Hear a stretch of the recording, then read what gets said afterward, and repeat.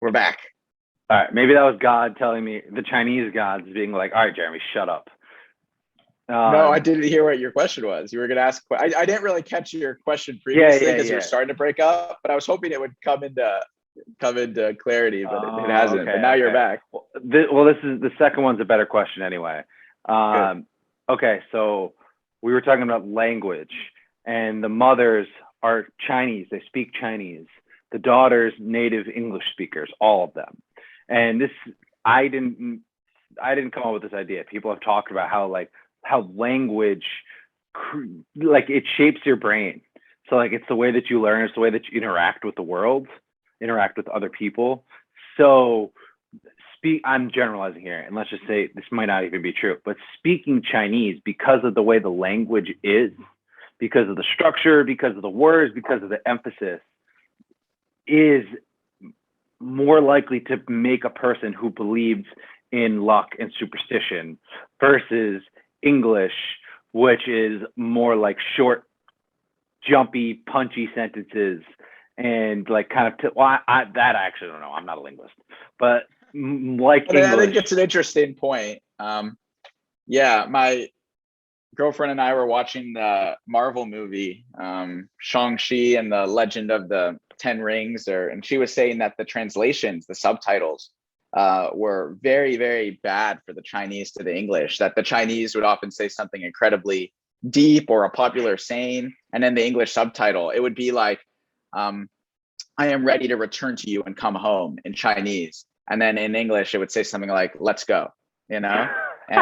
And she was infuriated watching it because she thought it wasn't doing justice to the language and to some of the depth and different meanings that the words had. So I do think you're on to something there. I think language in general in the book, there's another parable as you bring this up that's worth discussing. I don't remember if this is the first or the second one, but the one, again, these are ambiguous mothers and daughters, not referencing characters in the book, but the mother says that you shouldn't go bike away from me because it's ordained in this book that if you go and bike away from me, that you're going to fall and hurt yourself. And the daughter says, I don't believe you. And the mother says, well, it's in this book. And then the daughter says, show me. And the mom says, no, it's written in Chinese. You would never understand it. And the daughter basically says, you're full of shit. And then the daughter goes and bikes. And of course, she falls and hurts herself the minute she's out of the mom's eye shot and away from the house. So that's a encapsulation, I think, of a lot of the miscommunication that happens in this book. The mothers feel like they can't communicate always. They can't tell their stories to the richness and to the authenticity that they deserve. And the daughters miss it. They don't get exactly the significance of some of this, and in many cases dismiss their mothers as either crazy or just not understanding, or even worse, stupid.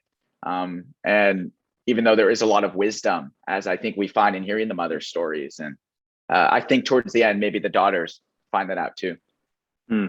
Okay, so let's move on to I think the other story. So like we have Su Yuan and Jing Mei. Yeah. The other stories, for me especially, like honestly, no, all of them, the mom stories in China are like incredible. They're really vivid. They're kind of like mythical, sort of give me like Jorge Luis Borges, Neil Gaiman, like slightly fantastical vibes to them. And I think they're amazing. And then, so actually the one that came to mind was Anne May and Rose. And then what happens with this one's a little bit more like, having lived, both of us living in San Francisco, this is just jarring what happens with the son. So do you want to give us like a little recap of the Anne May and her daughter Rose? Yeah. So Anne May, her story is growing up in China.